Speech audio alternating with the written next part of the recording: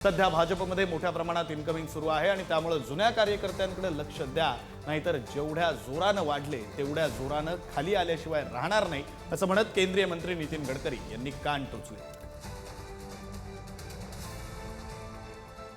कारण असा आहे की चांगला माणूस असतो घर की मुर्गी डाल बराबर, त्यामुळे बाहेरचा चिकन मसाला सावजीचा चांगला लागतो। जरा जुन्या लोकांकडे लक्ष ठेवा। हे जोपासलेले कार्यकर्ते माझ्या का आता मी तर नाही आहे, तुम्ही नेतृत्व करता।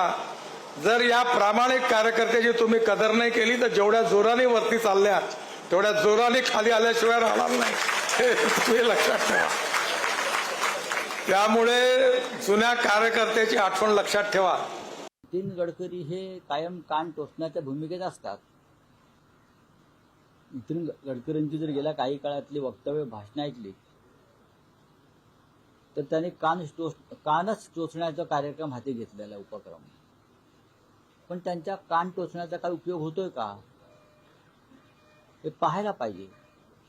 महाराष्ट्रामध्ये नव्हे तर देशभरामध्ये जो भारतीय जनता पक्ष आहे तो मूळ भारतीय जनता पक्ष नसून तो डुप्लिकेट सुजलेला फुगलेला भारतीय जनता पक्ष आहे। नितीनजी गडकरी आमचे नेते आहेत, त्यांनी आम्हाला काही सूचना दिल्या, मार्गदर्शन केलं तर आम्ही निश्चितपणे ऐकतो।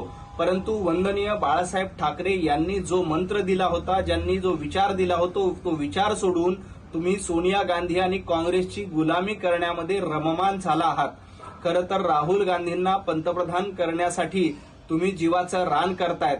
खरं तर ज्या सोनिया गांधींना वंदनीय बाळासाहेब ठाकरे यांनी करप्शन क्वीन म्हणून घेतलं होतं, करप्शन क्वीन म्हणून सामनामध्ये ज्यांचा उल्लेख केला होता, त्यांचीच गुलामी करण्याचं आणि त्यांच्याच मुलाचा प्रचार करण्याची दुर्दैवी वेळ संजय राऊत तुमच्यावर आली आहे।